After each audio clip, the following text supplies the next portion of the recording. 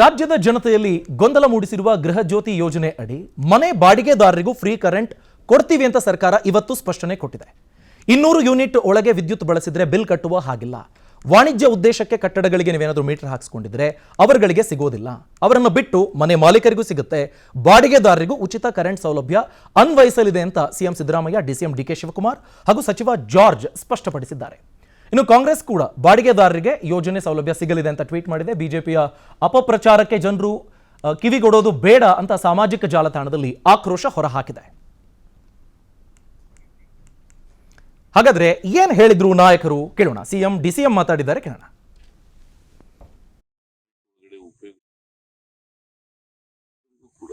ಬಾಡಿಗೆದಾರರಿಗೂ ಉಚಿತ ವಿದ್ಯುತ್ ಕೊಡ್ತೀವಿ, ಬಾಡಿಗೆದಾರರಿಗೂ ಕೊಡ್ತೀವಿ. ಗೊತ್ತಾಯ್ತಾ? ಯಾರ್ಯಾರು ಬಡವರಿದ್ದಾರೆ, 200 ಯೂನಿಟ್ ಒಳಗಡೆ ಉಪಯೋಗಿಸ್ತಕ್ಕಂಥವ್ರು ಯಾರ್ಯಾರಿದ್ದಾರೆ ಅವ್ರಿಗೆಲ್ಲರಿಗೂ ಕೂಡ, ಯಾರ್ಯಾರು 200 ಯೂನಿಟ್ ಒಳಗಡೆ ಉಪಯೋಗಿಸ್ತಾ ಇದ್ದಾರೆ ಅವ್ರು ಯಾರು ಕೂಡ ಬಿಲ್ ಕಟ್ಟಬೇಕಾಗುತ್ತೆ.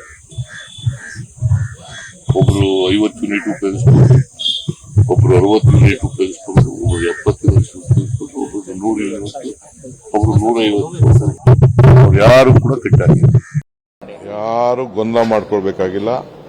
ಎಲ್ಲ ಗೊಂದಲನ್ನು ನಿವಾರಣೆ ಮಾಡ್ತೀವಿ. ನಾವೇನು ಮಾತು ಕೊಟ್ಟಿದ್ದೀವಿ ಆ ಮಾತು ಪ್ರಕಾರ ಉಳಿಸ್ಕೊಳ್ತೀವಿ, ಅಷ್ಟೇ, ಸಿಂಪಲ್. ಯಾರು ನಮ್ಮ ನಾಗರಿಕರು ಯಾರ ಅರ್ಹತೆ ಇದೆ ಅವ್ರಿಗೆಲ್ಲರೂ ಕೂಡ ಇದೆ. ಆಫೀಸರ್ಸ್ ಒಂದು ಆಂಗಲ್ ಇರ್ತದೆ.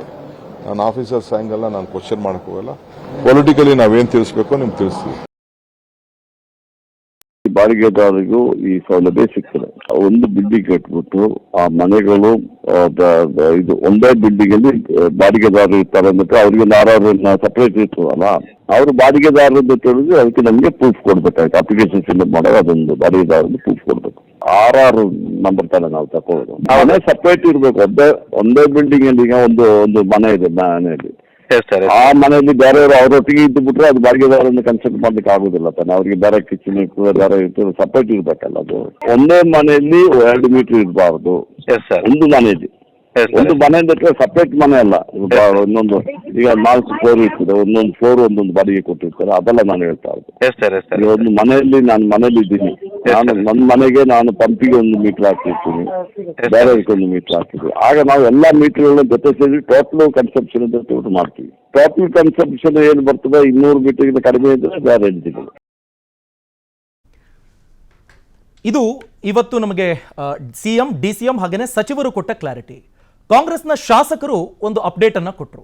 ಮಾಧ್ಯಮಗಳಿಗೆ ಮೇ ಬಿ ಆ ಮಾಹಿತಿ ಸಿಕ್ಕಿಲ್ಲ, ಅಪ್ಡೇಟ್ ಮಾಡ್ಕೊಳ್ಳಿ ಅಂತ ಹೇಳಿದ್ರು. ಆ ಅಪ್ಡೇಟ್ ಏನು ಹೇಳುತ್ತೆ ಅಂದ್ರೆ 12 ತಿಂಗಳು ನೀವು ಒಂದು ಮನೆಯಲ್ಲಿ ಬಾಡಿಗೆಗಿದ್ರೆ ಮಾತ್ರ ನೀವು ಅರ್ಹರಾಗ್ತೀರಿ. ನಿಮ್ಮ ಓನರ್ IT ರಿಟರ್ನ್ಸ್ ಫೈಲ್ ಮಾಡಲೇಬೇಕು ಅಂತ ಹೇಳಿದ್ದಾರೆ. ಏನು ಹೇಳಿದ್ದಾರೆ ಅದನ್ನು ಕೇಳಿಸ್ಕೊಂಡ್ಬೇಡ. ಏನ್ ಹೇಳ್ತದೆ ನೋಡಿ, ಬಾಡಿಗೆದಾರರಿಗೂ ರೂಲ್ಸ್. ಉಚಿತ ಕರೆಂಟ್ ಪಡೆಯಲು ಸೂಕ್ತ ದಾಖಲೆ ಸಲ್ಲಿಸಬೇಕು. ಎಷ್ಟು ವರ್ಷಗಳಿಂದ ಬಾಡಿಗೆ ಇದ್ದಾರೆ ಎಂಬ ದಾಖಲೆ. ಒಂದು ಮನೆಯಲ್ಲಿ ಕನಿಷ್ಠ 1 ವರ್ಷದಿಂದ ಬಾಡಿಗೆ ಇದ್ರೆ ಗೃಹ ಜ್ಯೋತಿಯ ಯೋಜನೆಗೆ ಅನ್ವಯ ಆಗ್ತದೆ, ಅರ್ಹರಾಗ್ತಾರೆ. ವಿದ್ಯುತ್ ಬಿಲ್ ಮತ್ತು ಬಾಡಿಗೆ ಕರಾರು ಪತ್ರ ಸಲ್ಲಿಸಬೇಕು. ಮನೆ ಮಾಲೀಕ ಆದಾಯ ತೆರಿಗೆ ಸಲ್ಲಿಸಿರಬೇಕು. ಕಾರಣ ಏನು ಅಂತಂದ್ರೆ ಆತ ತಗೊಳ್ತಾ ಇರ್ತಾರೆ, ಗವರ್ಮೆಂಟ್ ಅಕೌಂಟಬಿಲಿಟಿ ಇರಬೇಕು. ಮತ್ತು ನೀನು 12 ತಿಂಗಳಿಂದ ಅಲ್ಲಿ ಇದ್ದಿದ್ದೆ ಆದ್ರೆ your average will be calculated and given. ನೀನು ಇದೆಯಾ ಅಂತಕ್ಕಂಥ ಪ್ರೂಫ್ ಕೊಡಬೇಕಾದ್ರೆ 12 ತಿಂಗಳ ಮುಂದೆ ನೀನು ಅಗ್ರಿಮೆಂಟ್ ತಗೊಂಡು ಮನೆಯಲ್ಲಿ ಇದೆಯಾ ಅಂತ ಸಾಕ್ಷಿ ಆಗಬೇಕಾಗ್ತದೆ. ಈ ಬಗ್ಗೆ ಡಿಬೇಟ್ ಮಾಡ್ತಾ ಹೋಗೋಣ. ಪ್ರಮುಖರು ನಮ್ಮ ಜೊತೆಗೆ ಜಾಯಿನ್ ಆಗಿದ್ದಾರೆ. ರಾಜಕೀಯ ಪಕ್ಷಗಳ ಗಣ್ಯರು, ಪ್ರತಿನಿಧಿಗಳು ನಮ್ಮ ಜೊತೆಗೆ ಜಾಯಿನ್ ಆಗ್ತಾರೆ. ಆರ್ಥಿಕ ತಜ್ಞರು ಇದ್ದಾರೆ. ಮೊದಲಿಗೆ ಅವರನ್ನು ವೆಲ್ಕಮ್ ಮಾಡ್ಕೊಂಡು ಬಿಡೋಣ. ದಾಸನೂರು ಕೂಸಣ್ಣ, ಆರ್ಥಿಕ ತಜ್ಞರು, ಐಸೆಕ್ನ ಪ್ರತಿನಿಧಿ ನಮ್ಮ ಜೊತೆಗಿದ್ದಾರೆ. ಸರ್, ಕಾರ್ಯಕ್ರಮಕ್ಕೆ ಸ್ವಾಗತ. ಕಾಂಗ್ರೆಸ್ನ ವಕ್ತಾರೆ ಕವಿತಾ ರೆಡ್ಡಿ ಅವರಿದ್ದಾರೆ. ಮೇಡಮ್, ಕಾರ್ಯಕ್ರಮಕ್ಕೆ ಸ್ವಾಗತ. JDSನ ವಕ್ತಾರರಾದ ಪ್ರತಾಪ್ ಕಣಗಾಲ್ ಅವರಿದ್ದಾರೆ. Sir, welcome. ಬಿಜೆಪಿಯ ವಕ್ತಾರರು HN ಚಂದ್ರಶೇಖರ್ ಇದ್ದಾರೆ. Sir, welcome to the show. ಮೊದಲಿಗೆ ಕವಿತಾ ಮೇಡಮ್ ಅವರಿಂದ ನಾನು ಆರಂಭ ಮಾಡೋದಕ್ಕೆ ಬಯಸ್ತೀನಿ. ಮೇಡಮ್, ನಿನ್ನೆಯ ಅಫಿಷಿಯಲ್ ಡಾಕ್ಯುಮೆಂಟ್ ಏನಿತ್ತು ಅದರಲ್ಲಿ ಕನ್ಫ್ಯೂಷನ್ ಇತ್ತು ಅನ್ನೋದನ್ನ ನೀವು ಒಪ್ಕೊಳ್ತೀರಾ ಇಲ್ವಾ? ಖಂಡಿತ ಕನ್ಫ್ಯೂಷನ್ ಇಲ್ಲ. ಇದು ನಾವು ಕನ್ಫ್ಯೂಷನ್ ಕ್ರಿಯೇಟ್ ಮಾಡಲಿಕ್ಕೆ ಹೊರಟಿದ್ದೀವಿ. ನಾನು ಒಂದು ಸ್ಮಾಲ್ ಪಾಯಿಂಟ್ ಮೆನ್ಷನ್ ಮಾಡ್ತೀನಿ. ಆವ್ರೇಜ್ ಕನ್ಸಂಪ್ಷನ್ಸು ಹಳ್ಳಿ ಪ್ರದೇಶಗಳಲ್ಲಿ, ರೂರಲ್ ಏರಿಯಾಸ್ನಲ್ಲಿ ಅಬೌಟ್ 70 to 80 ಇದೆ. ಸಿಟಿ ಪ್ರದೇಶಗಳಲ್ಲಿ 110ರಿಂದ 140 ಯೂಸೇಜ್ ಇದೆ. ಫಾರ್ ಎಕ್ಸಾಂಪಲ್, ನನ್ನ ಮನೆಯಲ್ಲಿ 3 bedroom house, all facilities, electric facility, ನನಗೆ 110 ಯೂನಿಟ್ಸ್ ಬರುತ್ತೆ. Okay. ಓಕೆ, ಸೊ ನೀವು ಆವ್ರೇಜ್ ತೊಗೊಂಡ್ರೆ ದ ಯೂಸೇಜ್ ಆವ್ರೇಜ್ ಇರೋದು ಅಷ್ಟೇ ಕಡಿಮೆನೇ ಇದೆ, ಭಾಳಷ್ಟು ಕಡಿಮೆ ಇದೆ. ಸೊ ಅದು ಎಕ್ಸಸ್ ಕೊಟ್ಟರೆ ಜಾಸ್ತಿ ಉಪಯೋಗಿಸ್ಕೊಂಡು ವೇಸ್ಟ್ ಮಾಡ್ತಾರೆ ಅನ್ನೋ ರೀಸನ್ಗೋಸ್ಕರ 12 ಮಂತ್ ಆವ್ರೇಜ್ ತಗೊಂಡ್ರೆ, ನೀವು 12 ಮಂತ್ ಆವ್ರೇಜ್ ತಗೊಂಡ್ರೆ ಎಷ್ಟು ಬರುತ್ತೋ ಆ ಒಂದು ಅದಕ್ಕೆ ಪರ್ಸೆಂಟೇಜ್ ಜನಸಾಮಾನ್ಯರ ಕೆಲ ಕನ್ಸರ್ನ್ಸ್ ಏನಿದೆ ಅದನ್ನ ನಿಮ್ಮ ಮುಂದೆ ನಾನು ಪಟ್ಟಿ ಮಾಡ್ತೀನಿ. ಅದಾದ್ಮೇಲೆ So, ನಾನು ಹೇಳ್ಬಿಡ್ತೀನಿ. ಒನ್ ಸೆಕೆಂಡ್ ಇದು ತೀರಾ ಡೈನಮಿಕ್ ಆಗಿ ಕೇಳಲಾಗ್ತಿರುವ ಪ್ರಶ್ನೆಗಳು. ನಿನ್ನೆ ನಂಬರ್ 10 ಏನ್ ಗೈಡ್ಲೈನ್ಸ್ ಇತ್ತಲ್ಲ, ಗೃಹ ವಿದ್ಯುತ್ ಬಳಕೆದಾರರ ಹೆಸರಲ್ಲಿ ಒಂದಕ್ಕಿಂತ ಹೆಚ್ಚು ಸ್ಥಾವರಗಳಿದ್ರೆ ಒಂದು ಸ್ಥಾವರಕ್ಕೆ ಮಾತ್ರ ಈ ಸೌಲಭ್ಯ ಅರ್ಹ ಆಗುತ್ತೆ ಅಂತ ಹೇಳಿದ್ರು ಅವರು. ಸ್ಥಾವರ ಅಂದ್ರೆ ಮೀಟರ್ ಅಂತ ಪರಿಗಣಿಸಲಾಗಿದೆ. ಸೊ ಒಬ್ಬ ಓನರು 5 ಮನೆ ಇದ್ರೆ ಆತನ ಹೆಸರಲ್ಲಿ RR ನಂಬರ್ 5 ಇರುತ್ತೆ, ಬಟ್ ಓನರ್ ಹೆಸರು ಅದೇ ಇರುತ್ತೆ. ಸೊ ಬಳಕೆದಾರನ ಹೆಸರು 1 ಅನ್ನೋದಾಗುತ್ತೆ. ಅದನ್ನ ಇಲ್ಲ ಅಂತ ಕ್ಲಾರಿಫೈ ಮಾಡಿದ್ದಾರೆ ಇವತ್ತು. ಫೈನ್. ಅದು ಬಿಟ್ಟು ಈಗ ಒಂದು ವೇಳೆ ಈಗ ನಾನು ಹೋಗಿರುವ ಮನೆಗೆ 3 ತಿಂಗಳಾಗಿದ್ರೆ ನಾನು ಅರ್ಹ ಇಲ್ಲ. 1 ವರ್ಷ ಈಗಿನ ಯಾರೋ ಬೇರೆಯವರಿದ್ರೆ ಅವರು ಯೂಸ್ ಮಾಡಿರುವ ಆವರೇಜ್ ವಿದ್ಯುತ್ತನ್ನ ನಾನು ಪರಿಗಣಿಸಬೇಕಾಗತ್ತೆ. ಅಂಡ್ ನನ್ನ ಓನರು IT ರಿಟರ್ನ್ಸ್ ಫೈಲ್ ಮಾಡಿಲ್ಲ ಅಂತ ಅಂದ್ರೆ ಬಾಡಿಗೆದಾರನಿಗೆ ಈ ಯೋಜನೆಯಲ್ಲಿ ಲಭ್ಯ ಇರುತ್ತಾ ಇಲ್ವಾ ಅನ್ನೋದರ ಕನ್ಫ್ಯೂಷನ್ ಇದೆ. ಇಷ್ಟೆಲ್ಲ ಗೊಂದಲಗಳು ಇರಬೇಕಾದ್ರೆ ಮೇಡಮ್ ಎಲ್ಲವೂ ಕ್ಲಿಯರ್ ಆಗಿದೆ, ಇದರಲ್ಲಿ ಎಲ್ಲದಕ್ಕೂ ಆನ್ಸರ್ಸ್ ಇದೆ ಅಂತ ಹೇಗೆ ಕ್ಲೈಮ್ ಮಾಡ್ತಿದ್ದೀರಿ ಜನರ ಮುಂದೆ? Very good point. ಈಗ ಇವಾಗಿರುವಂಥ ಪರಿಸ್ಥಿತಿನಲ್ಲಿ ರೂರಲ್ ಕರ್ನಾಟಕ ಜಾಸ್ತಿ ನಂಬರ್ಸ್ ಇದೆಯಲ್ಲ, ಸಂಖ್ಯೆ ಜಾಸ್ತಿ ಇದೆಯಲ್ಲ. ಸೊ 70 to 80% ಆವ್ರೇಜ್ ಅಂದ್ರೆ ನಿಮ್ಗೆ almost about 65% of Karnataka is taken care of. ಏನು ಗೊಂದಲ ಇಲ್ಲ, because all are below 100 units clear ಆಗಿದೆ. ಸೊ ಹಳ್ಳಿ ಸಿಟಿ ಪ್ರದೇಶಗಳು ಬರೋಣ, ಎಲ್ಲಿ ಈ ಬಾಡಿಗೆ ಸಮಸ್ಯೆಗಳು ಬರ್ತಾ ಇದೆ, ಬಾಡಿಗೆ ಮನೆಗಳ ಸಮಸ್ಯೆ ಜಾಸ್ತಿ ಇರೋದು ಇದು ರೂರಲ್ಗಿಂತ ಹೆಚ್ಚಾಗಿ ಸಿಟಿ ಪ್ರದೇಶಗಳಲ್ಲಿ ಬರುತ್ತೆ. ಈಗ ಒಂದು ಕ್ಲಾರಿಫಿಕೇಶನ್ ಕೊಟ್ಟಿದ್ರೆ, ಒಬ್ಬರು 5 ಮನೆಯ ಬಾಡಿಗೆ ತಗೊಳ್ತಾ ಇದ್ದಾರೆ ಅಂದ್ರೆ ಅವರು IT ರಿಟರ್ನ್ಸ್ ಫೈಲ್ ಮಾಡಿರಲೇಬೇಕು. ಯಾಕಂದ್ರೆ ಬಾಡಿಗೆದಾರರು ಮ್ಯಾಂಡೇಟರಿ ಆಗಿ ಪ್ಯಾನ್ ನಂಬರ್ ಕೇಳ್ತಾರೆ. ಸೊ ಪ್ಯಾನ್ ನಂಬರ್ ಕೇಳ್ತಾರೆ. ಸೊ ಹಾಗಾಗಿ ಅವರು IT ರಿಟರ್ನ್ಸ್ ಫೈಲ್ ಆಗೇ ಇರುತ್ತೆ. ಅದು ವಿತೌಟ್ IT ರಿಟರ್ನ್ಸ್ ಫೈಲಿಂಗ್ ಯಾರೂ ಬಾಡಿಗೆದಾರರು ಸಹ ಬರೋದಿಲ್ಲ, ಬಿಕಾಸ್ ಪ್ಯಾನ್ ನಂಬರ್ ಮ್ಯಾಂಡೇಟರಿ ಆಗಿದೆ. ಒಂದು 1 ಲಕ್ಷಕ್ಕಿಂತ ಜಾಸ್ತಿ ಬಾಡಿಗೆ ಇದ್ರೆ ಮಾತ್ರ ಪಾನ್ ಕಾರ್ಡ್ ಕೇಳೋದು. ಹೌದು ಮೇಡಮ್. ಈಗ ನಾನು ನನ್ನ ಓನರಿಗೆ ಅವ್ರದೆಲ್ಲ ಟೋಟಲ್ ಬರುತ್ತಲ್ಲ, ನಿಮ್ದು ಒಂದು ಲೆಕ್ಕ ಬರುತ್ತೆ. ನಿಮ್ಮ ಮೂಲಕ ನೀವು ಹೇಳ್ತಾರೆ, ನಾನು ಹೇಳ್ತಾ ಇರೋ ಒಂದು 5 ಮನೆಗಳಿದ್ರೆ 5 ಮನೆಗಳು ಸೇರಿ 1 ಲಕ್ಷಕ್ಕಿಂತ ಜಾಸ್ತಿ ಬರುತ್ತಲ್ಲ. ಒಂದು point number 1. Second one, every RR number is an independent number. ಯಾರ ಹೆಸರಿನಲ್ಲಿದ್ರು ಸಹ, ಒಂದೇ ಹೆಸರಿನಲ್ಲಿದ್ರು ಸಹ ಇಂಡಿಪೆಂಡೆಂಟ್ RR ನಂಬರ್, ಪ್ರತಿಯೊಂದು ಇಂಡಿಪೆಂಡೆಂಟ್ RR ನಂಬರ್ ಬರುತ್ತೆ. ಸೊ ಯಾರಾದ್ರೂ ಬಾಡಿಗೆದಾರರು ಬಂದಾಗ RR ನಂಬರ್ನ ಲಿಂಕ್ ಮಾಡಬೇಕಾಗತ್ತೆ. ಫಾರ್ ಎಕ್ಸಾಂಪಲ್, ಇವಾಗ ನನ್ನ ಮನೆಯಲ್ಲಿ 3 RR ನಂಬರ್ಸ್ ನನ್ನ ಹೆಸರಿನಲ್ಲೇ ಇದೆ. ಸೊ ಒಂದು ಕಮರ್ಷಿಯಲ್ ಇದೆ, ಇನ್ನೆರಡು ಇದು ಹೋಮ್ ಕನ್ಸಂಪ್ಷನ್ ಇದೆ.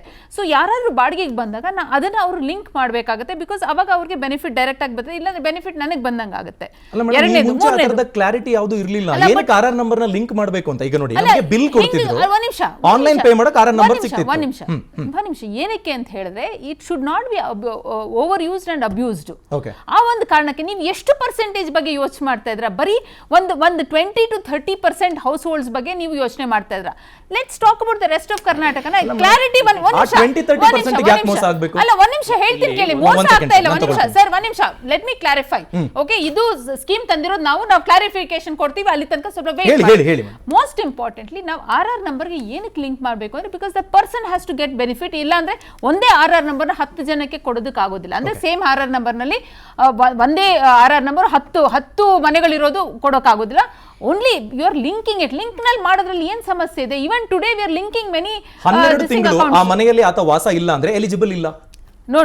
ಎಸ್ ಮೇಡಮ್, ನಿಮ್ಮದೇ ಶಾಸಕರು ಹೇಳಿದ್ದಾರೆ. ಒಂದ್ ನಿಮಿಷ ಏನಕ್ಕೆ ಪಾಯಿಂಟ್ ಮೆನ್ಷನ್ ಮಾಡ್ತಾರೆ? ಆವರೇಜ್ ತಗೊಳೋದಕ್ಕೆ. ಇವಾಗ ನೀವು ಹೊಸ ಮನೆಗಳ ವಿಚಾರನೂ ಹೇಳಿದ್ರಿ. ಹೊಸ ಮನೆಗಳ ವಿಚಾರ ಬಂದಾಗ what ever the standard application is 200 units ಇಂದ ಕಡಿಮೆ ಅಂತ ಆಟೋಮ್ಯಾಟಿಕ್ಲಿ ಅದು ಇದು ಕ್ವಾಲಿಫೈ ಆಗುತ್ತೆ.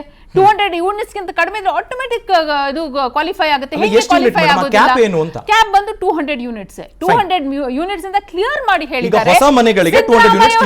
ಸಿದ್ದರಾಮಯ್ಯ ಅವರು ಕ್ಲಿಯರ್ ಆಗಿ ಹೇಳಿದ್ದಾರೆ 200 ಯೂನಿಟ್ಸ್ ಇದು ಕ್ಯಾಪ್ ಅಂತ ಹೇಳಿದ್ದಾರೆ. ಏನಕ್ಕೆ ನಾವು ಆ ಕ್ಯಾಪ್ ನ ಎಲ್ಲದಕ್ಕೂ ಅನ್ವಯ ಮಾಡ್ತಾ ಇಲ್ಲ ಅಂದ್ರೆ, ಹಳ್ಳಿ ಪ್ರದೇಶಗಳಲ್ಲಿ ಯೂಸೇಜ್ ಇಲ್ಲ.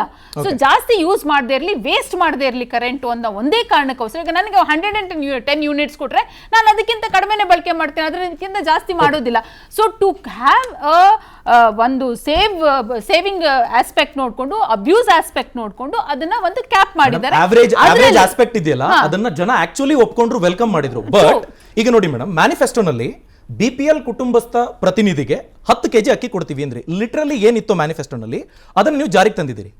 ಆದ್ರೆ ನೀವು ಮ್ಯಾನಿಫೆಸ್ಟೋನಲ್ಲಿ ಹೇಳಿರೋದು ಅಪ್ ಟು 200 ಅಂತಿಲ್ಲ, ಪ್ರತಿ ಮನೆಗೆ 200 ಅಂತ ಮ್ಯಾನಿಫೆಸ್ಟೋನಲ್ಲಿ ಪ್ರಿಂಟೆಡ್ ಇದೆ, ಬಟ್ ಅದು ಲಿಟರಲಿ ಜಾರಿಗೆ ಬರ್ತಾ ಇಲ್ಲ. Very good and moreover you have mentioned a very good point. ಈಗ 201 ದಾಟಿದ್ರೆ ಎಲ್ಲ 200 ಯೂನಿಟ್ಗಳಿಗೂ ನಾವು ಕಟ್ಟಬೇಕಾಗುತ್ತೆ.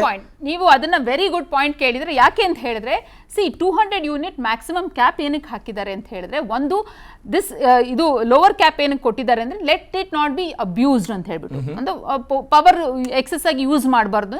Power saving is also part of the process ಅಲ್ವಾ.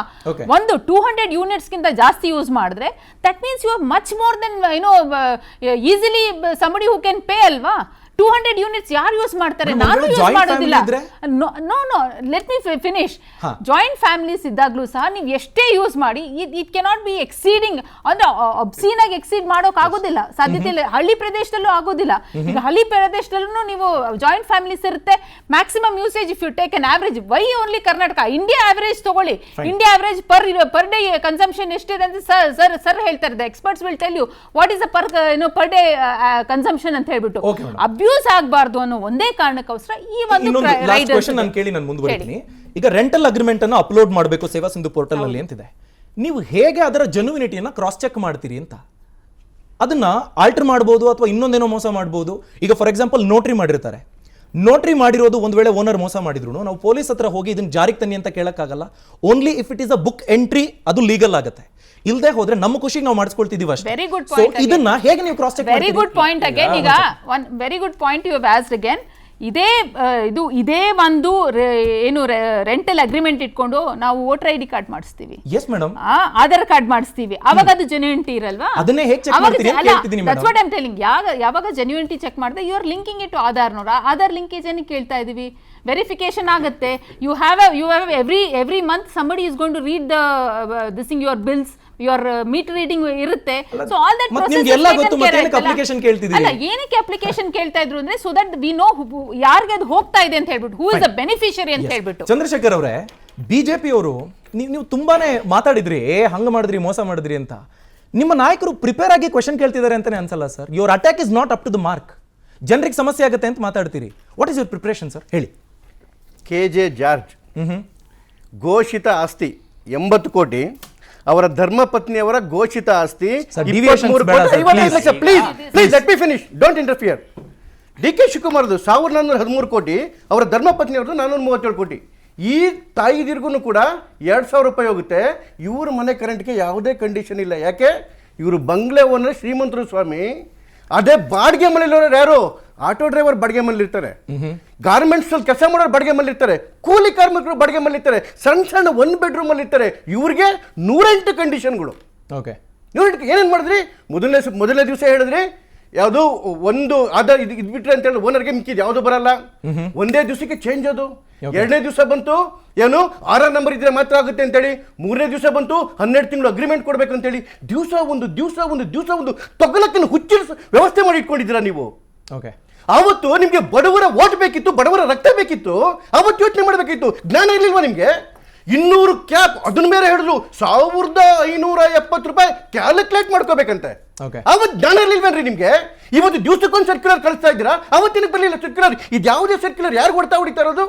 ಪಾಪ ಬಡವರಿಗೆ, ಕೂಲಿ ಕಾರ್ಮಿಕರಿಗೆ ಹೊಡ್ತಾ ಹೊಡಿತಿದೆ, ಶ್ರೀಮಂತರಿಗೆ ಯಾರಿಗೂ ಹೊಡ್ತಾ ಹೊಡಿತಿಲ್ಲ. ಎಲ್ಲದರಲ್ಲೂ ಕಂಡೀಷನು. ಅವತ್ತು ಅನ್ಕಂಡೀಷನಲ್, ಎಲ್ಲದರಲ್ಲೂ ಕಂಡೀಷನ್.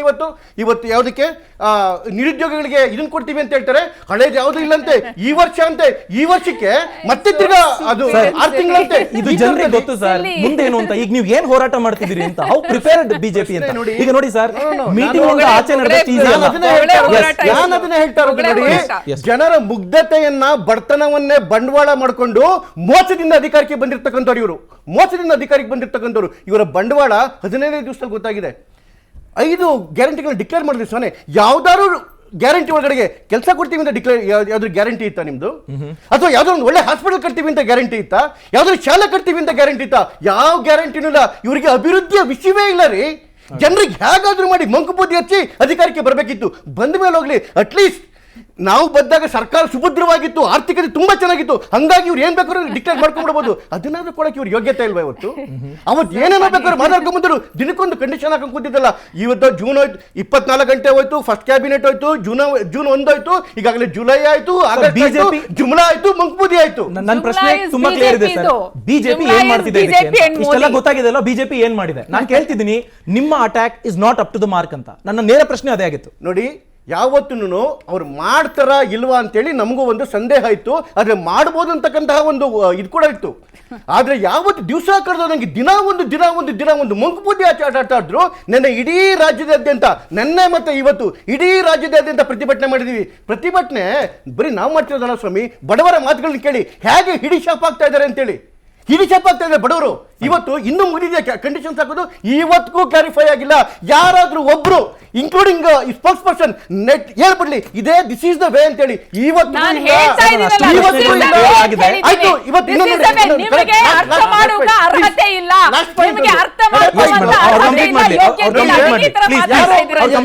ಬಡವ ಬಾಡಿಗೆ ಮನೆ ಒಳಗಡೆಗೆ 50 ಯೂನಿಟ್ ಯೂಸ್ ಮಾಡ್ತಾ ಇರ್ತಾನೆ, ಅವನಿಗೆ 10% ಕ್ಯಾಪ್ ಅವರು 55% ಆಯಿತು. ಅದು 5 ವರ್ಷ ಕ್ಯಾರಿ ಆಗುತ್ತಂತೆ ಸರ್. ಅವನ ಜೀವನದಲ್ಲಿ ಅವನು ಶ್ರೀಮಂತ ಆಗಂಗೇ ಇಲ್ಲ, ಬಡವಾಗೇ ಇದ್ದಿರ್ಬೇಕು. ಅವನು ಫ್ರಿಡ್ಜ್ ತಗೊಳಂಗಿಲ್ಲ, ಒಂದು ಮಿಕ್ಸಿ ತಗೊಳಂಗಿಲ್ಲ, ಒಂದು ವಾಷಿಂಗ್ ಮಿಷಿನ್ ತಗೊಳ್ಳಲ್ಲ. ಅವನು ಹೋಟೆಲ್ ರೀ, ಇನ್ನೊಬ್ಬ ಯಾರೋ ಬಡವರು ಬಂದ, ಅವನ ಯಾರೋ ಗಂಡ ಇಂತ ಇಬ್ರು ಇರ್ತಾರೆ, ಇಲ್ಲಿ ಇಬ್ರು ಮಕ್ಳು ಬರ್ತಾರೆ, ಅವರು ಬಾಯ್ಲರ್ ಯೂಸ್ ಮಾಡಂಗಿಲ್ಲ, ಅವರು ಗೀಸರ್ ಯೂಸ್ ಮಾಡಂಗಿಲ್ಲ. 5 ವರ್ಷ ಹೀಗೆ ಸಾಯ್ಬೇಕಾ? ಬಡವರಾಗೆ ಸಾಯ್ತಿರ್ಬೇಕು, ಈ ಶ್ರೀಮಂತರು ಮಾತ್ರ ಕೋಟ್ಯಾಧೀಶರು ಆಗ್ತಾ ಹೋಗ್ಬೇಕು. ಪ್ರತಾಪ್ ಅವರು, ನಿಮಗಿರೋ ಕನ್ಫ್ಯೂಷನ್ಸ್ ಏನು, ಅಥವಾ ನಿಮಗೆ ಈ ಆರ್ಡರ್ ನಲ್ಲಿ ಎಲ್ಲ ಕ್ಲಾರಿಟಿ ಸಿಕ್ಕಿದೆ? ನೋಡಿ, ಇಲ್ಲಿ ಕನ್ಫ್ಯೂಷನ್ ಅನ್ನೋದಕ್ಕಿಂತ ಇವರೇ ಜನಗಳಿಗೆ ಕನ್ಫ್ಯೂಷನ್ ಮಾಡಿ ಜನಗಳು ಎಲ್ಲರಿಗೂ ಈ ಸೌಲಭ್ಯ ಸಿಗದ ಇರೋ ರೀತಿಯಲ್ಲಿ ಮಾಡಕ್ ಹೊರಟಿಯಾರೋ ಏನೋ ಅಂತ ಒಂದು ಅನುಮಾನ ಕಾಡ್ತಿದೆ. ಒಂದು ಯೋಜನೆ ಬಗ್ಗೆ ಕ್ವೆಶ್ಚನ್ ಇರೋದಾ, ಅಥವಾ ಬೇರೆ ಯೋಜನೆಗಳ ಬಗ್ಗೆ? ಪರ್ಟಿಕ್ಯುಲರ್ ಆಗಿ ನಾನು ಇದ್ರ ಬಗ್ಗೆ ಮಾತಾಡ್ತಾ ಇದ್ದೀನಿ. ಯಾಕಂದ್ರೆ ಈ ಗೃಹ ಜ್ಯೋತಿ ಅನ್ನೋ ಯೋಜನೆ ಇದೆ, ಅದ್ರ ಬಗ್ಗೆ ತುಂಬಾನೇ ಕನ್ಫ್ಯೂಷನ್ ಇದೆ. ತುಂಬಾನೇ ಕನ್ಫ್ಯೂಷನ್ ಇದೆ. ಈಗ ಇವ್ರು ಹೇಳ್ತಾ ಇದ್ರು ಟ್ಯಾಕ್ಸ್ ಎಲ್ಲ ಕಟ್ಟಿರ್ತಾರೆ ಅಂತ, ಅದು ಸುಳ್ಳು. ಓಕೆ, ಈಗ ನೀವು ರೆಂಟಲ್ ಇನ್ಕಮ್ಗೆ ಒಂದು ಕ್ಯಾಪ್ ಇದೆ, ಅಷ್ಟರಿಂದ ಒಳಗಡೆ ಇದ್ರೆ ಅವ್ರಿಗೆ ಎಕ್ಸಂಪ್ಷನ್ ಇದೆ, ಅವ್ರು ಕಟ್ಟಲ್ಲ. ಹಂಗಾದ್ರೆ ಎಲ್ಲಿಗೆ ಹೋಗ್ತಾನೆ? ಒಂದು 20,000 ಒಳಗಡೆ ಇರೋ ರೆಂಟ್ ಅವ್ರು ಕಟ್ಟಲ್ಲ. ಒಂದೇ ಮನೆ ಇರುತ್ತೆ ಅವನಿಗೆ, ಓನರ್ ಹತ್ರ ಬಾಡಿಗೆಗೆ. ಅವ್ನು ರೆಂಟಲ್ ಇನ್ಕಮ್ 2.5 ಲಕ್ಷದ ಒಳಗಡೆ ಇರುತ್ತೆ, ಅವ್ನು ಕಟ್ಟಲ್ಲ. ಯಾಕೆಂದ್ರೆ ಅವ್ನು ಈಸ್ ಎಲಿಜಿಬಲ್ ಟು ಎಕ್ಸಂಪ್ಷನ್, ಕಟ್ಟಲ್ಲ. ಅವ್ರು ಎಲ್ಲಿಗೆ ಹೋಗ್ತಾರೆ? ಈಗ 12 ತಿಂಗಳು ಹೇಳ್ತಾರೆ. ಈಗ ನಾವು ಇದು ಜೂನ್ ತಿಂಗಳಲ್ಲಿ ಇದೀವಿ. ಈಗ ಶಾಲೆಗಳು ಪ್ರಾರಂಭ ಆಗಿರೋ ಟೈಮು, ಬರೋರೆಲ್ಲ ಮನೆಗಳು ಚೇಂಜ್ ಮಾಡಿರ್ತಾರೆ ಎಲ್ಲರೂ. ಈಗ ಒಂದು ಏಪ್ರಿಲ್ ಮೇ ತಿಂಗಳಲ್ಲಿ ಅತಿ ಹೆಚ್ಚು ಜನ ಮನೆ ಚೇಂಜ್ ಮಾಡೋದು ಎಲ್ಲ ಆಗಿರುತ್ತೆ. ನೀವು 12 ತಿಂಗಳು ನೀವು ಅಲ್ಲಿ ವಾಸ ಇಲ್ಲ ಅಂದರೆ ಅವನು ಏನು ಮಾಡಬೇಕು? ಡೂಪ್ಲಿಕೇಟ್ ಇದು ರೆಂಟಲ್ ಬುಕ್ ಮಾಡಿಸ್ಕೊಬರ್ಬೇಕಾ ಫ್ರೀ ಬೇಕು ಅಂದರೆ? ಇದನ್ನು ಮೊದಲೇ ಯಾಕೆ ಕೇಳಿಲ್ಲ ನೀವು? ಓಕೆ, ಬಾಡಿಗೆ ಮನೆಯವರಿಗೆ ನಿಮಗೆ 1000 ಕಂಡೀಷನ್ ಹಾಕ್ತೀವಿ, ಓನ್ ಹೌಸರಿಗೆ ಕೊಡಲ್ಲ. ಅವತ್ತು ಸಿದ್ದರಾಮಯ್ಯನವ್ರು ನೋಡಿ, ಒಳ್ಳೆ is A very polished politician, ಕರೆಕ್ಟಾಗಿ ಹೇಳಿದರು. ನೋಡಪ್ಪ ಮಾದೇವಪ್ಪ, ನಿನಗೂ ಫ್ರೀ 4 ಜನ ಕೇಳಿದ್ರು, ಎಲ್ಲ ಓನ್ ಹೌಸ್ ಇರೋರ್ಗೆ ಹೇಳಿದ್ರು, ಅವ್ರಿಗೆಲ್ಲ ಫ್ರೀ. ಕೆಳಗಡೆ ಕೂತವ್ರಿಗೆ ಯಾರಿಗೂ ಹೇಳಿಲ್ಲ ನಿನಗೆ ಫ್ರೀ ಅಂತ. ಇಲ್ಲ, ನಿಮಗೂ ಫ್ರೀ ಅಂತ ಜನರ ಕಡೆ ಹೇಳಿದ್ರು ಅವರು. ಅದೇ ಹೆಸರು ಹೇಳಿಲ್ವಲ್ಲ. ಫೈನ್, ಹಂಗೆ ಓನರ್ ಫ್ರೀ. ಸರ್, ಈಗ ಇಲ್ಲಿ ಒಂದು ಗೊಂದಲಗಳಿಗಿಂತ ಹೆಚ್ಚು ಗೊಂದಲ ಇದೆಯಾ ಸರ್? ಗೊಂದಲಕ್ಕಿಂತ ಹೆಚ್ಚಾಗಿ ಇಲ್ಲೇನಾಗಿದೆ, ಸರ್ಕಾರ ಹೀಗೆ ತಾನೇ ಅದು ಬಂದಿದೆ. ಅದಕ್ಕೆ ನಾವೀಗೇನಾಗಿದೆ, ಅದಕ್ಕೆ ಒಂದು ಬ್ರೀದಿಂಗ್ ಟೈಮ್ ಬೇಕಾಗುತ್ತೆ ಸರ್. ಈಗ ಈ ಆರ್ಡರ್ ಅಲ್ಲಿ ಕ್ಲಾರಿಟಿ ಇದೆಯಾ ಇಲ್ವಾ ಸರ್? ಅಲ್ಲ, ನಾನು ಕ್ಲಾರಿಟಿಗಿಂತ ಮುಖ್ಯವಾಗಿ ಈಗ ಇವರೆಲ್ಲ ಹೇಳಿದಂಥ ವಿಚಾರಗಳಿಗಿಂತ ಒಂದು ಬಹಳ ಗಹನವಾದಂಥ ಒಂದು ಏನಪ್ಪ ಅಂದರೆ, ಈಗ ಇನ್ಕಮ್ ಟ್ಯಾಕ್ಸು ಮಗದೊಂದು ಎಲ್ಲವೂ ಸಹ ಒಂದು ಸ್ಟ್ರಾಟಿಫಿಕೇಷನ್ ಲೆವೆಲಲ್ಲಿ ಮಾತಾಡುವಂಥದ್ದು. ಅದ್ರ ಬದಲು ಸರ್ಕಾರ ಆಸ್ತಿ ತೆರಿಗೆ ಕಟ್ತೀವಿ, ನಾವು ಪ್ರತಿಯೊಬ್ಬನು ಕಟ್ಟಲೇಬೇಕು ಆಸ್ತಿ ತೆರಿಗೆಯನ್ನು.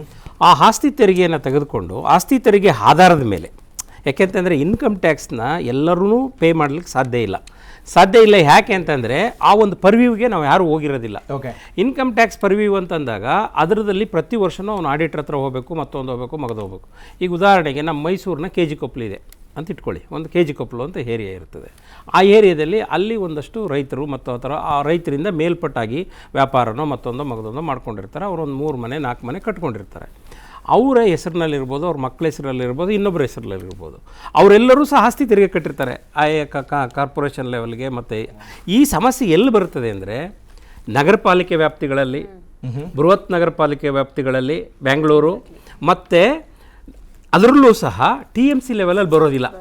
ಯಾಕೆ ಬರೋದಿಲ್ಲ ಅಂತಂದರೆ, TMC ಲೆವೆಲಲ್ಲಿ ಈ ಬಾಡಿಗೆದಾರರ ಸಂಖ್ಯೆ ಕಡಿಮೆ, ಅಲ್ಲೆಲ್ಲ ಓನ್ ಹೌಸ್ಗಳೇ ಜಾಸ್ತಿ.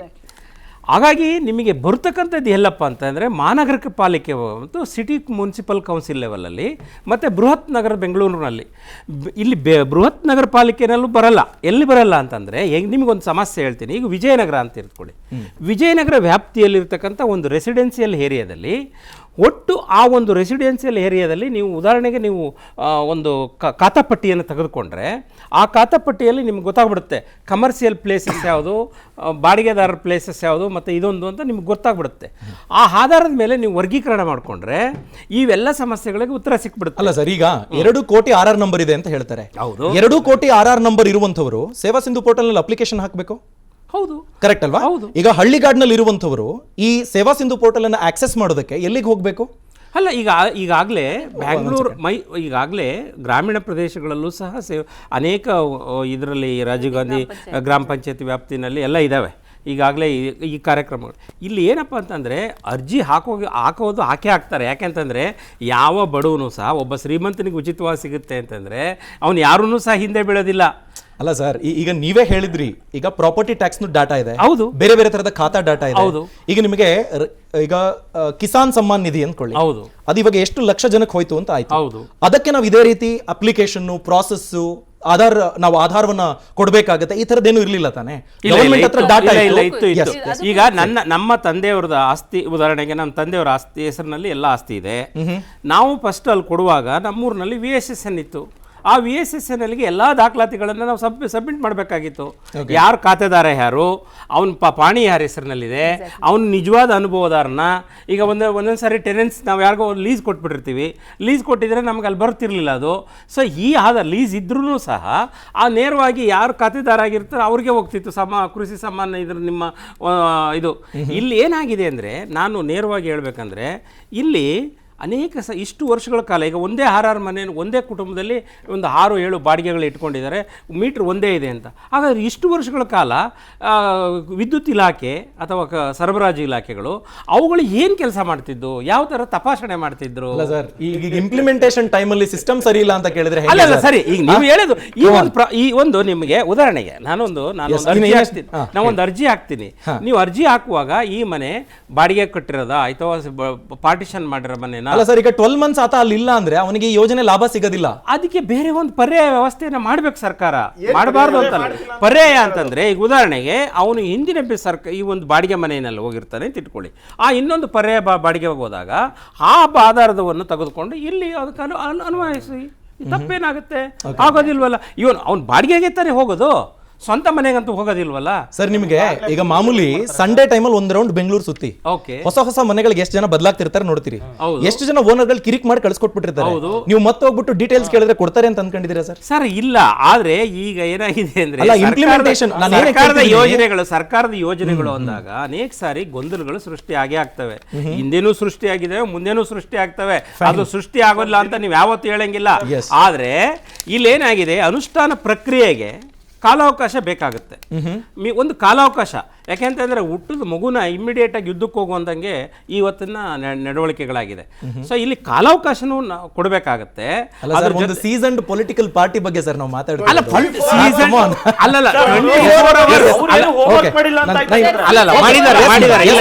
ಸೊ ಗ್ಯಾರಂಟಿ ಬಗ್ಗೆ ನಾವು ನಂಬಿದ್ದು ಮಾತಿನ ಆಧಾರದಲ್ಲಿ, ನಾಯಕರ ಮಾತನ್ನ ನಾವು ನಂಬಿದ್ವಿ.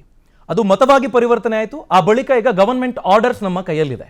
ಹಲವು ಪ್ರಶ್ನೆಗಳಿದ್ದಾವೆ, ಪ್ರಶ್ನೆಗಳ ಜೊತೆಗೆ ಗುದ್ದಾಡ್ತಿರುವಂಥದ್ದಿದೆ. ಯಾವುದೇ ಒಂದು ಯೋಜನೆ ಬಗ್ಗೆ ಆದ್ರೂ ಪ್ರಶ್ನೆಗಳೇ. ಹಾಗಾದ್ರೆ ನಾಯಕರ ಮಾತು ಈ ಮುಂಚೆ ಹೇಗಿತ್ತು, ಈಗ ಹೇಗಿದೆ, ಏನು ಹೇಳಿದ್ದಾರೆ ಕೇಳೋಣ. ಒಂದನೇ ಗ್ಯಾರಂಟಿ 200 ಯೂನಿಟ್ ಕರೆಂಟ್ ಅನ್ನ ಫ್ರೀ ಪ್ರತಿಯೊಬ್ಬರಿಗೆ,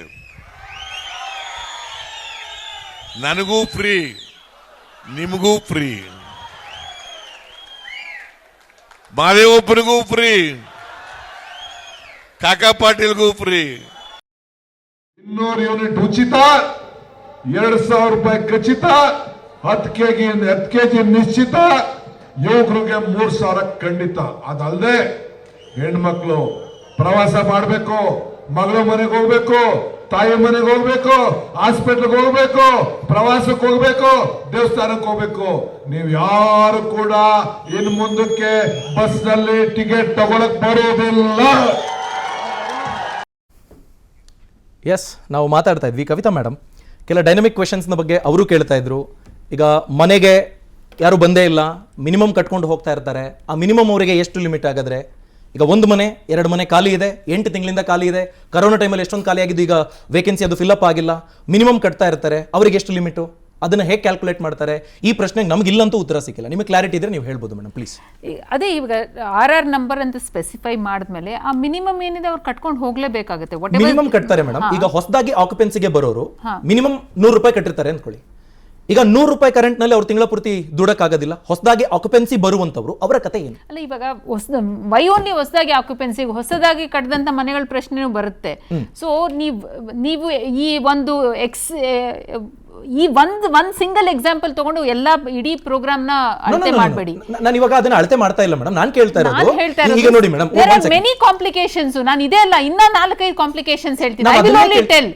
ಸೊ ಕಾಂಪ್ಲಿಕೇಶನ್ಸ್ ಹೆಂಗ್ ಹ್ಯಾಂಡಲ್ ಮಾಡ್ತಾರೆ, ಕೇಸ್ ಟು ಕೇಸ್ ಬೇಸಿಸ್ ಹೋಗುತ್ತೆ.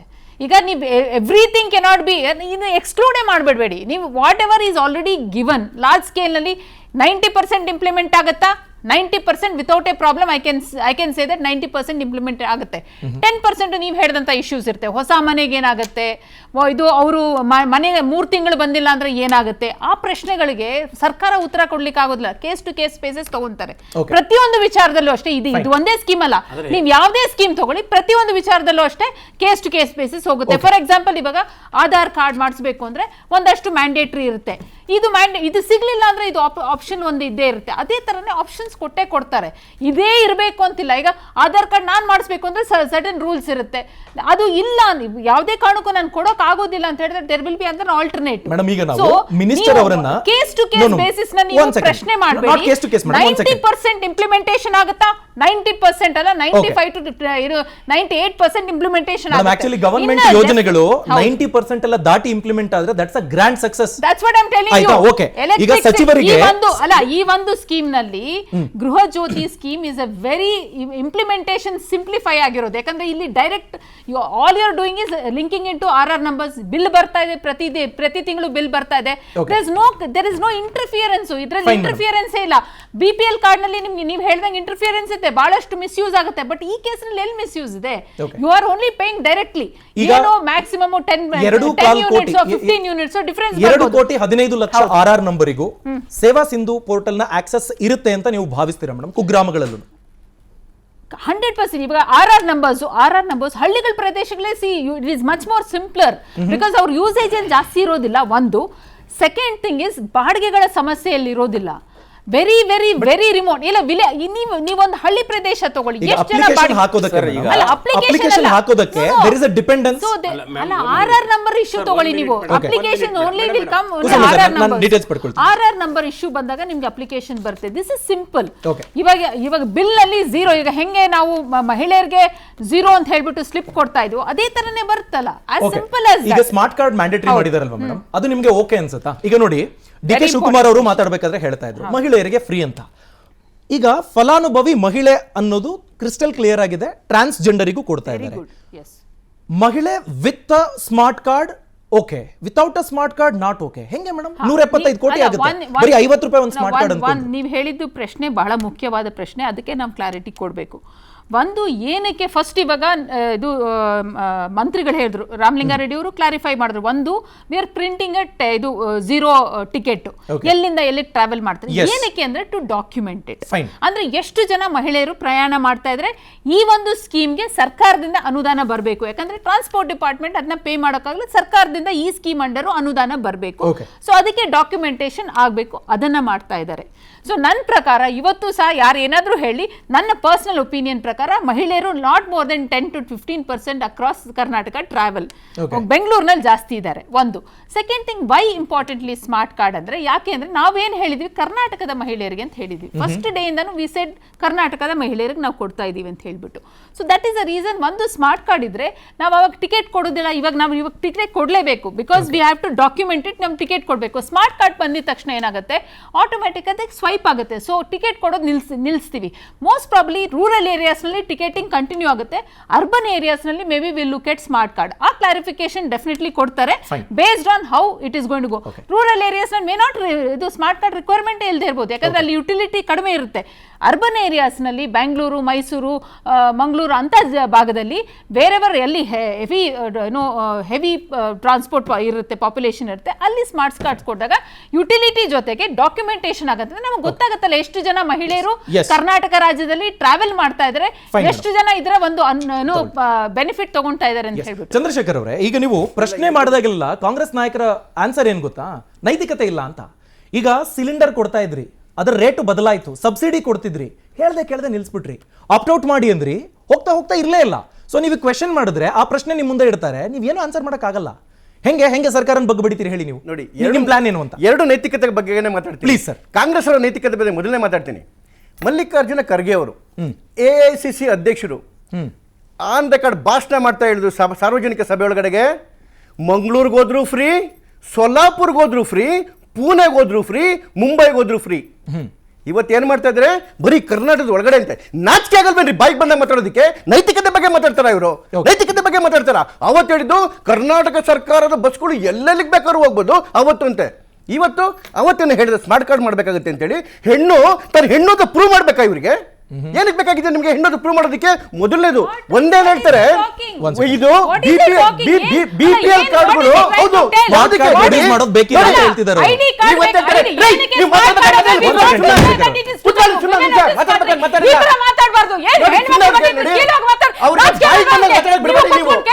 ಇಲ್ಲ ಮೇಡಮ್, ಕೇಳಿಸ್ಕೊಳ್ತಿರೋದಲ್ಲ. ಒಂದ್ ಸೆಕೆಂಡ್ ಮೇಡಮ್, ಪಾನ್ ಕಾರ್ಡ್ ತೋರಿಸ್ಬೋದಂತೆ.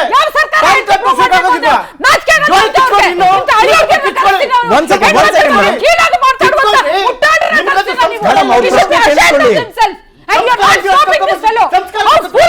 ಅದೇ ಒಂದ್ ನಿಮಿಷ ಮೇಡಮ್, ಸ್ಮಾರ್ಟ್ ಕಾರ್ಡ್ ಕಂಪಲ್ಸರಿ ಯಾಕೆ ಅಂತ ನಾನು ಕೇಳಿದ್ದೆ.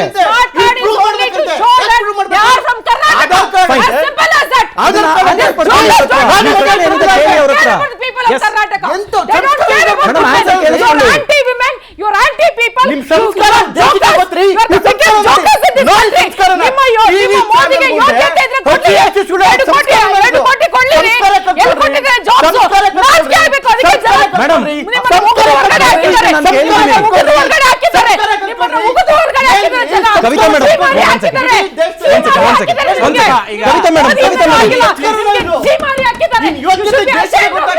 ಕವಿತಾ ಮೇಡಮ್ ಸರ್ ಪ್ಲೀಸ್ ಒಂದು ನಿಮಿಷ. ಕವಿತಾ ಮೇಡಮ್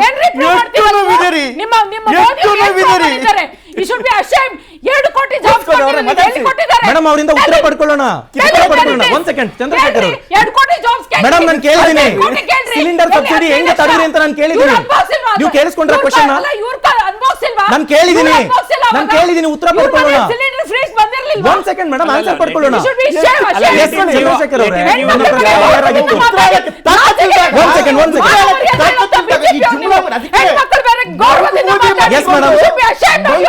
ನಿಮಿಷ ಚಂದ್ರಶೇಖರ್ ಅವರೇ,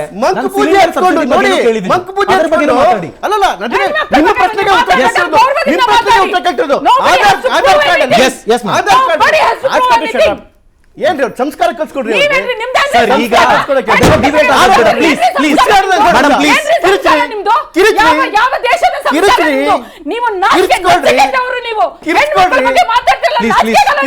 ಚಂದ್ರ ಅವರೇ ಪ್ಲೀಸ್.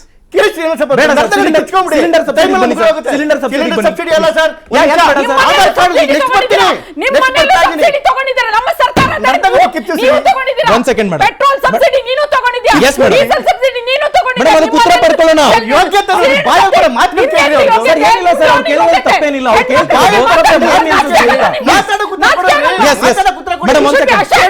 ಆನ್ಸರ್ ಪಡ್ಕೊಳ್ಳೋಣ ಮೇಡಮ್. ಆಯ್ತಲ್ಲ, ಈಗ ಸಿಲಿಂಡರ್ ಸಬ್ಸಿಡಿ ಬಗ್ಗೆ ಮಾತಾಡಿ. ಪ್ರಶ್ನೆ ಉತ್ತರ ಕೊಟ್ಬಿಟ್ಟು ಅದಕ್ಕೆ ಬರುತ್ತಾನೆ. ಆಧಾರ್ ಕಾರ್ಡ್ ಇದೆ ತಾನೆ, ಆಧಾರ್ ಕಾರ್ಡ್ ಅಲ್ಲಿ ಏನಿರುತ್ತೆ? ಮಹಿಳೆ ಅಲ್ಲ ಅಂತ ಇರುತ್ತಾ? ನಿಮ್ಗೆ ಪಾನ್ ಕಾರ್ಡ್ ಡಾಕ್ಯುಮೆಂಟ್ ಕೊಡ್ಬೋದು ಅಂತ ಹೇಳಿ ಪಾನ್ ಕಾರ್ಡ್ ಅಲ್ಲಿ ಇರುತ್ತೆ, ಮಹಿಳೆ ಅಲ್ಲ ಅಂತ ಇರುತ್ತಾ? ಅಥವಾ ವೋಟರ್ ಐಡಿ ಕಾರ್ಡ್ ಇರುತ್ತೆ, ವೋಟರ್ ಐಡಿ ಕಾರ್ಡ್ ಇಲ್ಲ ಅಂತ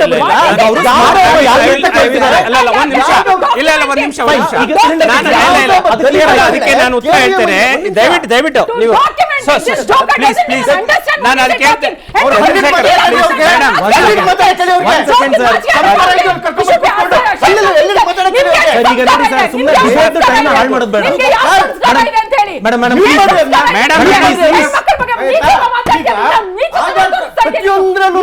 ಹೆಣ್ಣು ಅಂತ ಮೆನ್ಷನ್ ಆಗಿರ್ಬೇಕಾರೆ ಇಲ್ಲ ಈಗ ನೋಡಿ ಸ್ಮಾರ್ಟ್ ಕಾರ್ಡ್ಗೋಸ್ಕರ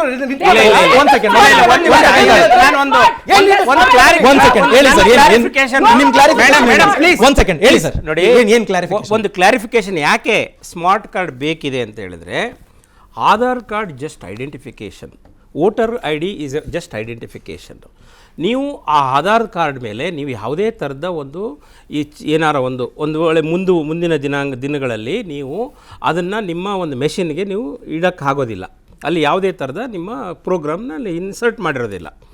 ಆದರೆ ಈಗ ನನಗೆ ತಿಳ್ಕೊಂಡಿರತಕ್ಕಂಥ ಒಂದು ಮಾಹಿತಿ ಪ್ರಕಾರ ಯಾಕೆ ಸ್ಮಾರ್ಟ್ ಕಾರ್ಡ್ ಕೊಡ್ತಾ ಇದ್ದಾರೆ ಅಂತಂದರೆ, ಒಬ್ಬ ವ್ಯಕ್ತಿ ಇಷ್ಟು ಕಿಲೋಮೀಟ್ರ್ ಒಂದು ದಿನಕ್ಕೆ ಸರಾಸರಿ ಎಷ್ಟು ಕಿಲೋಮೀಟ್ರ್ ಟ್ರಾವೆಲ್ ಮಾಡ್ತಾನೆ, ಎಷ್ಟು ಜನ ಟ್ರಾವೆಲ್ ಮಾಡ್ತಾರೆ, ಯಾವ್ಯಾವ ಮೋಡ್ ಆಫ್ ಟ್ರಾವೆಲಲ್ಲಿದ್ದಾರೆ ಅಂತ ಒಂದು ಗುರುತು ಮಾಡಲಿಕ್ಕೆ. ಮತ್ತು ಈ ಸರ್ಕಾರದ ಬುಕ್ ಅಡ್ಜಸ್ಟ್ಮೆಂಟ್ ಅಂತಂದರೆ ಒಂದು ಕಡೆಯಿಂದ ತೆರಿಗೆ ಅಥವಾ ಆದಾಯವನ್ನು ಇನ್ನೊಂದು ಕಡೆಗೆ ವರ್ಗ ಮಾಡಬೇಕಾದ್ರೆ ಸುಮ್ಮನೆ ಈಗ KSRTCಗೆ ಸರ್ಕಾರ 200 ಕೋಟಿ ಕೊಡಿ, 300 ಕೋಟಿ ಕೊಡಿ, 400 ಕೋಟಿ ಕೊಡಿ ಅಂದರೆ ಕೊಡಲಿಕ್ಕೆ ಆಗೋದಿಲ್ಲ.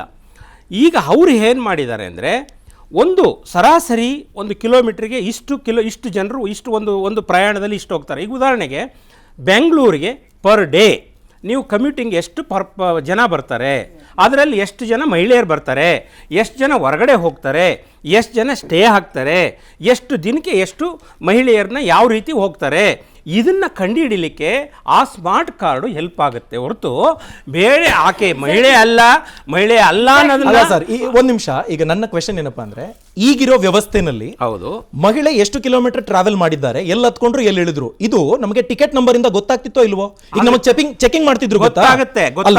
ಆದ್ರೆ ನಿಮಗೆ ನಿಮಗೆ ಹೇಳ್ಬಿಡ್ತೀನಿ, ಅದರದ ವರ್ಬ್ಯಾಟಿಯಂ ಏನಂತಂದ್ರೆ, ನೀವು ಟಿಕೆಟ್ನ ಒಂದು ಮೆಷಿನ್ನ ಒಂದು ಘಟಕದಲ್ಲಿ ಮಾತ್ರ ಅವನ ಹತ್ರ ಇರ್ತದೆ.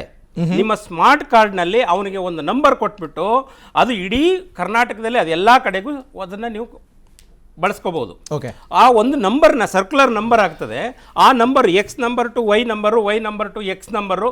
ಈಗ ಉದಾಹರಣೆಗೆ ನನ್ನ ಪ್ಯಾನ್ ಕಾರ್ಡ್ ನಂಬರ್ ತಗೊಳ್ತೀನಿ ಅಂತ ಇಟ್ಕೊಳ್ಳಿ. ಈಗ ನಿಮ್ಮ ಪ್ಯಾನ್ ಕಾರ್ಡ್ ನಂಬರ್ ಇದೆ, ಒಂದಕ್ಕೊಂದು ನಂಬರ್ ಜಾಯಿಂಟ್ ಆಗೋದಿಲ್ಲ.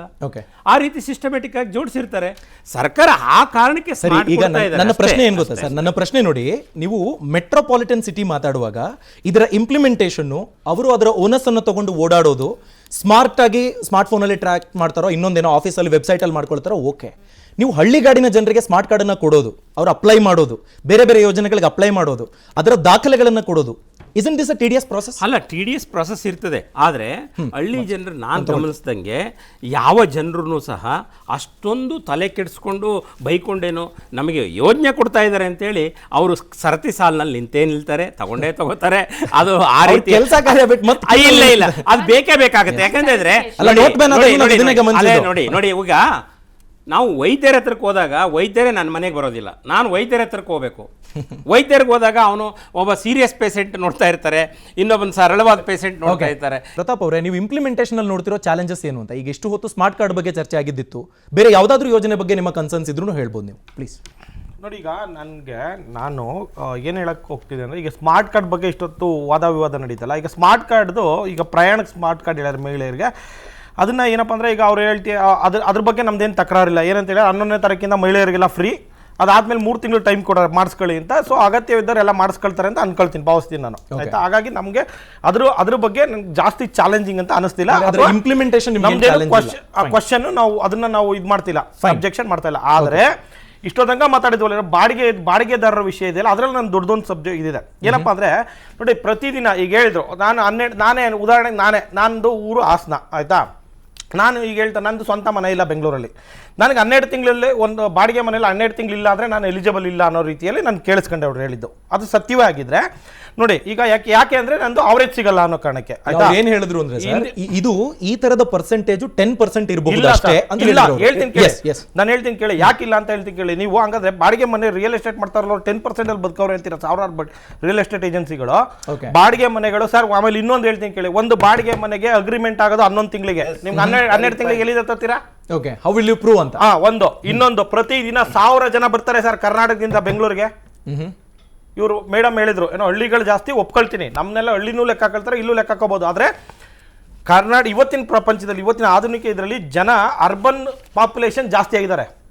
ಈಗ ಬೆಂಗಳೂರು ಅಂದ್ರಲ್ಲೇ ಕರ್ನಾಟಕದ 7 ಕೋಟಿ ಜನಸಂಖ್ಯೆ ಅಂತೀವಿ, ಬೆಂಗಳೂರು ಅಂದ್ರಲ್ಲೇ 1.25 ಕೋಟಿ 1.40 ಜನ ಇದ್ದಾರೆ. ಎಷ್ಟು ಪರ್ಸೆಂಟ್ ಆದ್ರು? ನೀವು ಹಂಗೆ ಸಿಟಿಗಳು ತಗೊಂಡೋಗಿ ಡಿಸ್ಟ್ರಿಕ್ಟ್ ಹೆಡ್ ಕ್ವಾರ್ಟರ್ಗಳು, ಬಾಡಿಗೆವ್ರು ಸಿಕ್ಕೇ ಸಿಗ್ತಾರೆ. ಬಾಡಿಗೆವ್ರನ್ನ ನೀವು ಕಡೆಗಣಿಸಕ್ ಆಗಲ್ಲ ಸರ್. ಆಲ್ಮೋಸ್ಟ್ 40% ಇದೆ ಸರ್, 40% ಬಾಡಿಗೆವ್ರು ಇದ್ದಾರೆ.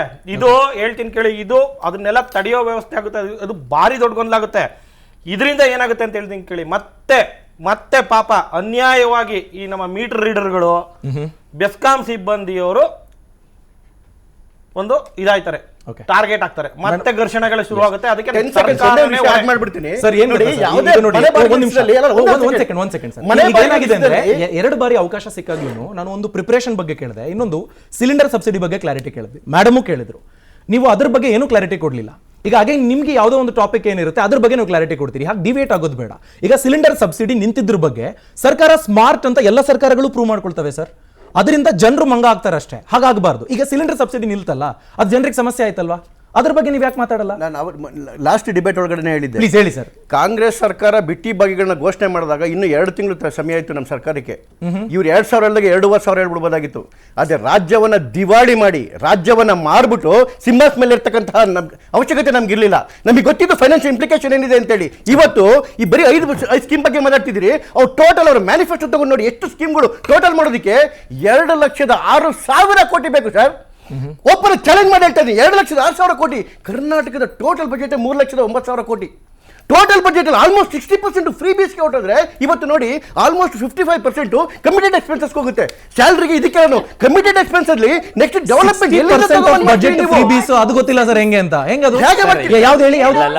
ಈಗ 60% ಆಫ್ ಬಜೆಟ್ ಫ್ರೀ ಬೀಸ್ ಇದೆಯಲ್ಲ, ದಟ್ಸ್ ನಾಟ್ ಅಕ್ಸೆಪ್ಟಬಲ್. ಅಲ್ಲ ಅದನ್ನ ಸರ್ ಏನು ಮ್ಯಾನಿಫೆಸ್ಟೋದಲ್ಲಿ ಇದೆ ಅನ್ಕ್ಲಿಯರ್ ಈ ಫ್ರೀ ಬೀಸ್ 60,000 ಅವರೇ ಜೊತೆಗೆ ಒಂದು ನಿಮಿಷ ಸರ್ ಪ್ಲೀಸ್, ಇದು ಜೊತೆಗೆ ಅವ್ರು ಏನೇನು ಟೋಟಲ್ ಕೊಟ್ಟಿದಾರಲ್ಲ ಅವ್ರ ಮ್ಯಾನಿಫೆಸ್ಟೋ ನೋಡಿ, ಅಂಗನವಾಡಿಯವ್ರನ್ನ ಪರ್ಮನೆಂಟ್ ಮಾಡ್ತಕ್ಕಂಥದ್ದು, ಇವ್ರನ್ನ ಪರ್ಮನೆಂಟ್ ಮಾಡ್ತಕ್ಕಂಥದ್ದು, ಏನು ಮಗ್ಗಗಳಿಗೂ ಫ್ರೀಯಾಗಿ ಎಲೆಕ್ಟ್ರಿಸಿಟಿ ಕೊಡ್ತಕ್ಕಂಥದ್ದು, ಎಲ್ಲರೂ ಬರೀ 5 ಸ್ಕೀಮ್ಸ್ ಅಕ್ಷರ ಮಾತಾಡ್ತಾ ಇದ್ದಾರೆ. ಅವ್ರ ಮ್ಯಾನಿಫೆಸ್ಟೋ ಓಪನ್ ಮಾಡಿ ನೋಡಿ, free free free free free. ಅದು ಸೋಷಿಯಲ್ ಸೆಕ್ಯೂರಿಟಿ ಸರ್. 2,06,000 ಕೋಟಿ ಬಜೆಟ್ 3 ಲಕ್ಷ ಕೋಟಿ ರೀ. ಯಾವತ್ತೂ ಪ್ರಕಾರ ಈಗ ಮಕ್ಕಳಿಗೆ ಪೌಷ್ಟಿಕ ಆಹಾರಕ್ಕೆ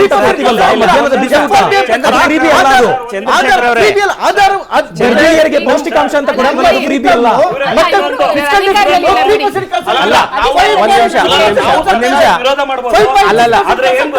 ಆದ್ರೆ ಈ ಬಿಟ್ಟಿ ಭಾಗ್ಯ ಅನ್ನೋ ಪದ ಇದೆಯಲ್ಲ ಸರ್,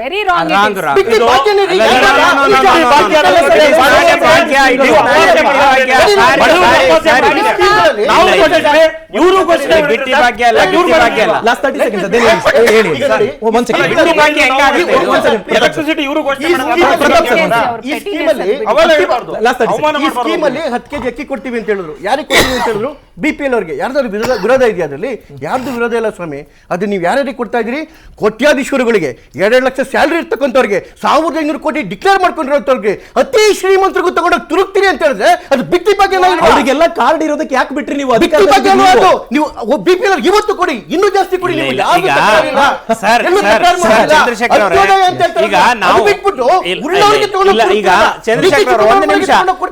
ಸಿದ್ದರಾಮಯ್ಯ ಮನೆಗೆ ತಗೊಂಡೋಗಿ ಕೊಡ್ತೀರಾ?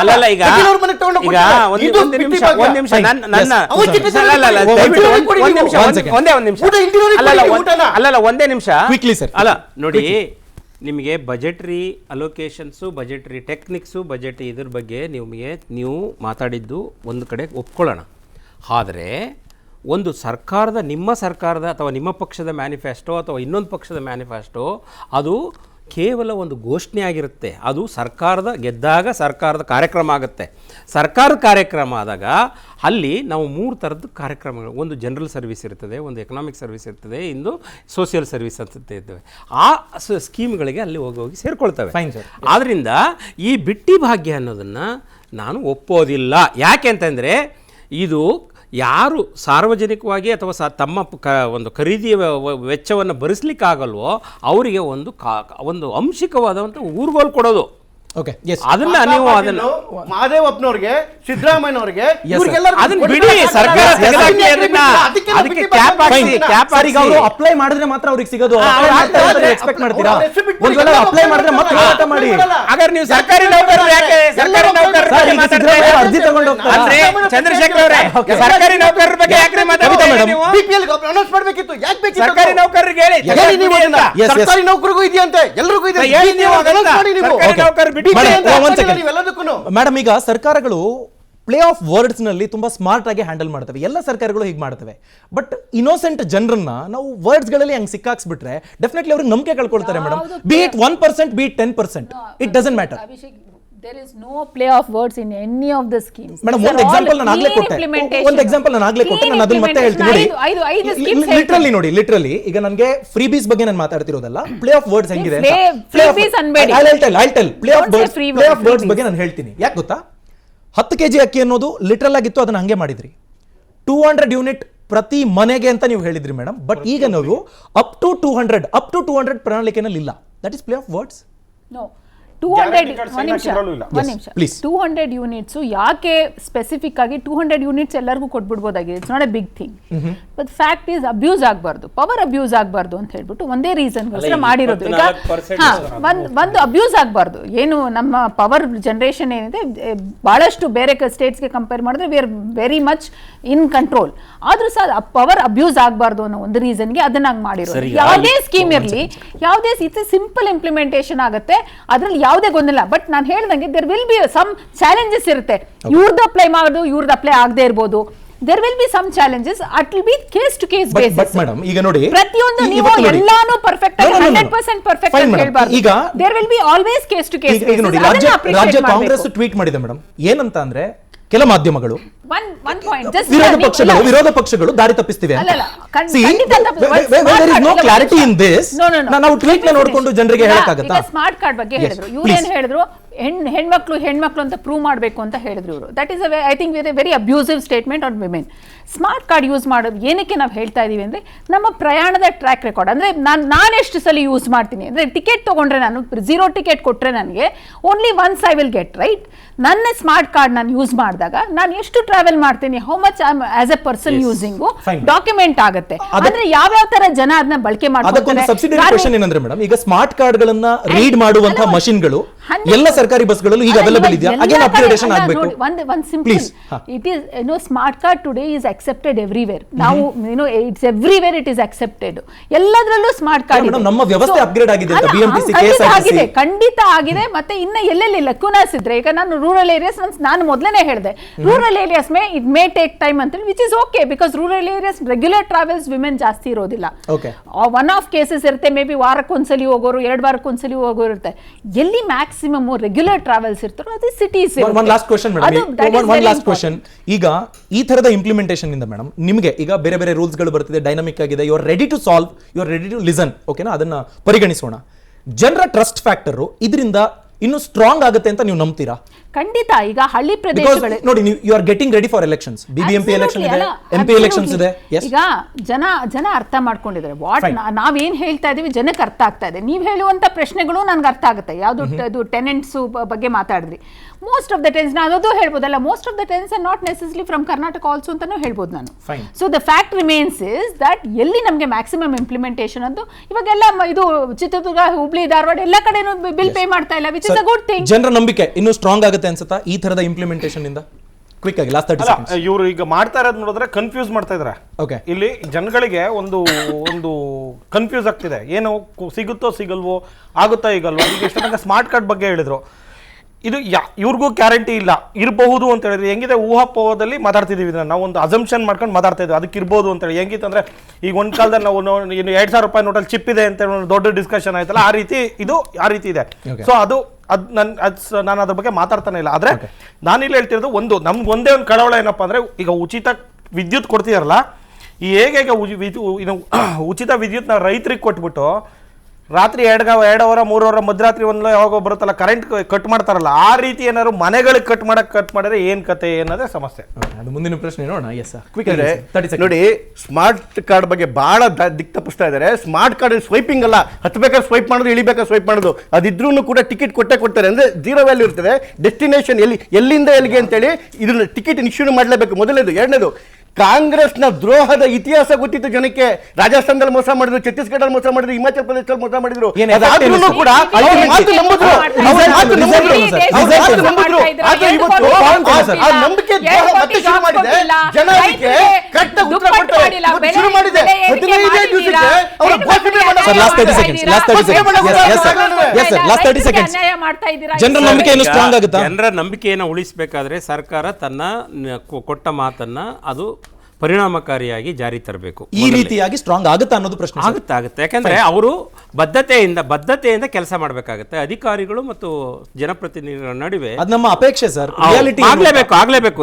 ರಿಯಾಲಿಟಿ ಏನು ಇಲ್ಲ, ಈಗ ರಿಯಾಲಿಟಿ ಅಂತಂದ್ರೆ, ಈಗ ನನ್ನ ವೈಯಕ್ತಿಕವಾಗಿ ಹೇಳೋದಾದ್ರೆ, ಎಲ್ಲ ಮಹಿಳೆಯರಿಗಿಂತ ಈಗ ಕೆಲವು ವರ್ಗಗಳಿದ್ದಾವೆ ಮಹಿಳೆಯರಲ್ಲಿ ಈಗ ಕೆಲವರು ಫ್ಯಾಕ್ಟ್ರಿಗಳಿಗೆ ಹೋಗುವಂಥವ್ರು, ಇನ್ಫಾರ್ಮಲ್ ಸೆಕ್ಟರ್ ಮಾಡೋವಂಥವ್ರು. ಈ ಸರ್ಕಾರಿ ನೌಕರರಿಗೂ ನಾವು ಫ್ರೀ ಕೊಡೋದು ಅಂದರೆ, ಈಗ ನಾವು 6 ತಿಂಗಳಿಗೊಂದ್ಸರಿ DA ತಗೊಳ್ತಾ ಇರ್ತೀವಿ. ನಮಗೂ ಫ್ರೀ ಅಂದರೆ ಅದು ಒಂಥರ ಅವ್ರಿಗೆ ಬಿಟ್ಬಿಡ್ಬೇಕು. ಸರ್ಕಾರ ಅವ್ರಿಗೊಂದು ಆಯ್ಕೆ ಕೊಡಬೇಕು ಸರ್. ಈಗ ಕ್ಯಾಂಪೇನ್ ಎಲ್ರಿಗೂ ಅಂತ ಇದ್ದಾಗ ಯಾರಾದ್ರೂ ಯೋಚನೆ ಮಾಡ್ತಾರೆ ಸರ್. ಅದು ವೇದಿಕೆ ಭಾಷಣ ಮಾಡುವಾಗ ಸ್ಮಾರ್ಟ್ ಕಾರ್ಡ್ ಬೇಕಾದ್ರೆ ಮಾಡಿಸ್ಕೋಬಹುದು. ಮತದಾರರನ್ನ ಪ್ರತಿಯೊಂದು ರಾಜಕೀಯ ಪಕ್ಷಗಳು ಅದು ವೇದಿಕೆನೆಲ್ಲ ಸಹಜವಾಗಿ ಎಲ್ಲ ಗಣ್ಯರಿಗೂ ಈ ಚರ್ಚೆಯಲ್ಲಿ ಭಾಗಿಯಾಗಿದ್ದಕ್ಕಾಗಿ ಅನಂತ ಧನ್ಯವಾದಗಳು. ಅಲ್ಟಿಮೇಟ್ಲಿ ನೋಡಿ, ಅಪ್ಲಿಕೇಶನ್ ಹಾಕಲೇಬೇಕು. ಹಾಕಿದ್ರೆ ಮಾತ್ರ ನಿಮಗೆ ಯೋಜನೆಗಳ ಲಾಭ ಸಿಗೋದಕ್ಕೆ ಸಾಧ್ಯ. ಅಪ್ಲಿಕೇಶನ್ ಹಾಕೋದಕ್ಕೆ ರೋಸತಿ ಅಯ್ಯೋ ಬೇಡ ಅಂತ ಅನಿಸಿದ್ರೆ ಆಗ ಅಗೈನ್ ಇದೇ ವಿಷಯದ ಬಗ್ಗೆ ಚರ್ಚೆ ಮಾಡೋಣ. ನೀವು ಇಂಪ್ಲಿಮೆಂಟ್ ಮಾಡಿದ ಸರಿ ಇತ್ತಾ ಇಲ್ವಾ ಅಂತ. ಅಂಡ್ ಮೋರ್ ಓವರ್ ಮುಂದುವರೆದು ನಾವು ನೋಡಬೇಕಾಗಿರೋದು, ಯಾವುದೇ ತರದ ಕನ್ಫ್ಯೂಷನ್ ನಿಮಗೆ ವ್ಯವಸ್ಥೆಯಿಂದ ಬಂದ್ರೂ ಜನ ಕ್ಲಾರಿಟಿಯಲ್ಲಿದ್ದಾರೆ. ಏನ್ ಮಾಡಬೇಕೋ ಮುಂದಿನ ದಿನಗಳಲ್ಲಿ ಅವರು ಉತ್ತರವನ್ನ ಕೊಟ್ಟೇ ಕೊಡ್ತಾರೆ. ಅದನ್ನು ಸಹ ನಿಮ್ಮ ಮುಂದೆ ನಾವು ತರ್ತೀವಿ. ಅನುಕ್ಷಣದ ಸುದ್ದಿಗಾಗಿ ನೋಡ್ತೀರಿ ವಿಸ್ತಾರ ನ್ಯೂಸ್. ಇದು ನಿಖರ ಜನಪರ. ವಿಸ್ತಾರ ನ್ಯೂಸ್, ನಿಖರ ಜನಪರ.